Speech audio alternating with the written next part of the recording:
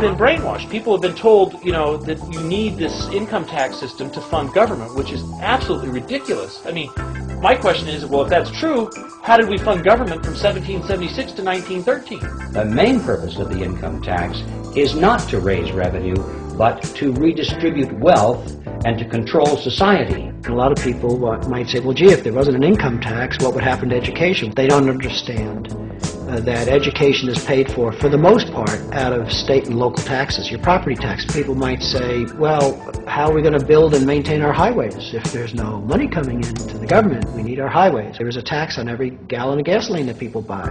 Proceeds from the income tax do not pay for highway construction. The amount of money that we spend on defense is exactly equal to the amount of corporate income tax, which is quite legal and quite constitutional.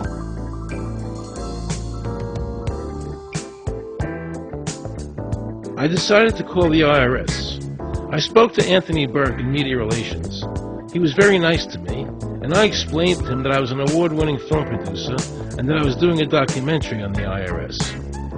He seemed a bit stunned by this, then explained to me that Commissioner Everson nor anybody else would go on film to discuss the income tax. But he did say he would call me back. I thanked him for that, but I couldn't help wondering, why was the government making it so difficult for people to see the law? So I decided to bring my crew down to the IRS building to see if I could find some employees to interview. And here's what happened. I think you can have film here, that's it. Who are you to tell me I can't film here? What's the law? Just tell me where the law is that says that. Can you show me the law that says I can't film here? Is America a free country? I told him they couldn't film here, and he's asking 9 million questions. I told him that's the federal government law. Hey, I told him he couldn't film here. He's telling me he's a citizen and all that, so... I couldn't film him, he's saying... Where's the law that says I can't film here? And I'm asking another question, sir. Then Homeland Security showed up, because I was such a threat to Washington. You got a driver's license, sir? Yeah, I do. Put that away for me. After convincing Homeland Security I really wasn't Osama bin Laden, I kept wishing the IRS would allow me to interview somebody. Why wouldn't they show the law? What were they so nervous about? I began to have a frightening thought. What if it was our own government we had to be afraid of?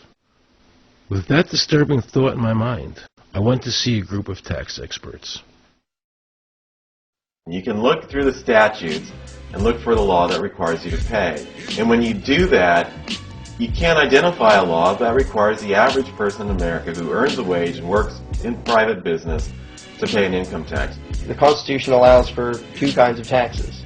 They're called direct and indirect. The federal government in the Constitution can tax almost anything, as long as it apportions the tax if it's direct.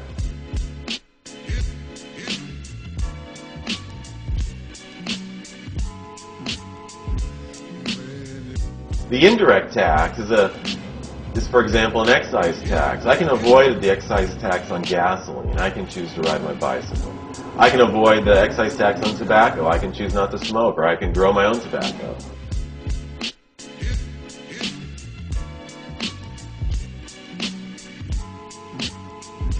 The income tax which is being applied now doesn't meet the criteria of either direct or indirect taxes. The IRS claims that in 1913, the 16th Amendment, the Income Tax Amendment, allowed the government a third form of taxation.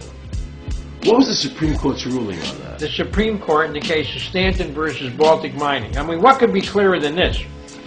The provisions of the 16th Amendment conferred no new power of taxation. The Bruchauer case also said that the 16th Amendment did not impose any new taxes and did not change any of the taxing restrictions of the Constitution. There were also several other major Supreme Court cases in that same period from 1916 up until about 1923. Stratton Independence versus Hobart, Southern Pacific versus Lowe, Bowers versus Curbo Empire, Burnett versus Harmel, Doyle versus Mitchell. It's actually very simple. Congress tried to enact an income tax in 1894. The Supreme Court said that's unconstitutional. When the Supreme Court says something is unconstitutional, it's unconstitutional.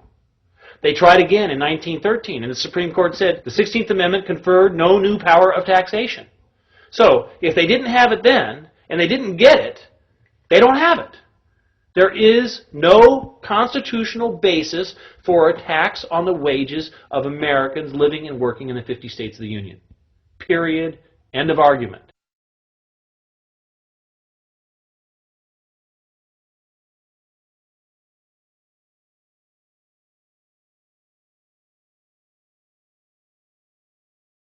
I have a letter here from Daniel Inouye's office out of the United States Senate that says, based on the research performed by the Congressional Research Service, there is no provisions which specifically and unequivocally require an individual to pay an income tax.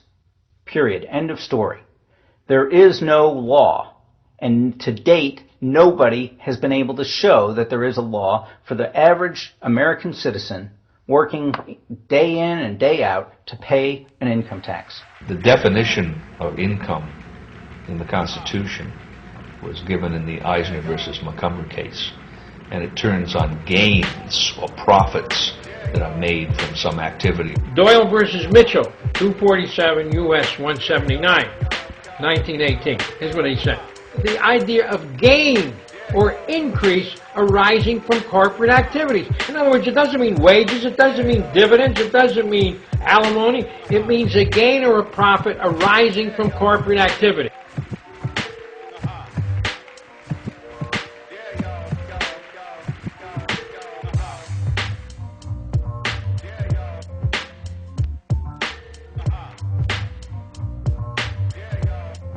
These liens that are recorded against people by the government for tax liens are nothing more than allegations. They are non-substantive. They have never been determined by a neutral third party, such as a court, to have one shred of validity. If you ever get a notice of an audit or anything else, the first thing you should do is a Freedom of Information Act request for records that they're using to substantiate or justify the audit. There is nothing in the Internal Revenue Code that creates any such thing as an income tax evasion or crime. There's nothing in the code that allows IRS agents to seize property. The government is involved in judicial blackmail. The government knows that if it legally seizes somebody's property, that person doesn't have the funds and he can't even get a lawyer who can help him. I conducted investigations in the Title 18 of the Criminal Code, the U.S. Criminal Code. And in there, the statutes and the regulations are very specific as to what's violating the statute. In the Internal Revenue Code, Title 26, there's nothing specific in there. I mean, even the FBI feared the IRS. You have to understand that an agency which will unlawfully impose a tax that doesn't exist is not going to care. If we, the people, don't know what our rights are, they're not going to tell us. If Americans just learned that the IRS was actually knowingly deceiving them, that would be enough for them to rise up and put a stop to it. This small booklet includes the Constitution of the United States, the Bill of Rights, the Declaration of Independence. This is a document that every citizen should read. It's a document which freed an entire nation. This is the Internal Revenue Code, and this document, and the unlawful application of this document by the Internal Revenue Service has enslaved the nation that this document attempted to free. I was very impressed with the people in the tax honesty movement. They weren't kooks, they were highly intelligent, well-researched, and very genuine. I was wondering why I never heard about all these Supreme Court decisions in the media. So I really wanted the IRS's point of view, because to get the true story, it was imperative I hear both sides. I kept wishing Anthony Burke would call me back. He seemed like an honest man. I then proceeded to call my message machine. Hi, this message is for Aaron Russo. This is Anthony Burke at the Internal Revenue Service. Let me suggest some people that you might want to think about talking to. One would be Don Alexander, who's a former commissioner who's here in town in Washington. Another would be Sheldon Cohen, who is both a former commissioner and former chief counsel. All of those guys, I think, can answer your question about, where in the tax law it says that you have to pay taxes. Wow, good news, I thought. So I called Sheldon Cohen because he used to be the IRS commissioner. He wrote the tax code, and he was also general counsel to the IRS. He is a true expert, and I couldn't find a better person to answer my questions.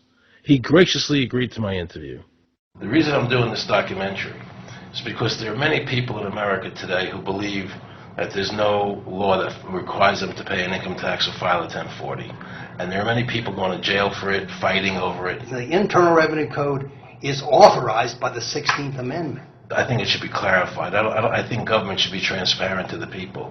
Why doesn't the IRS commissioner sit down with them and just explain it in clear English? Why? I don't think they really care. I think they're just playing word games.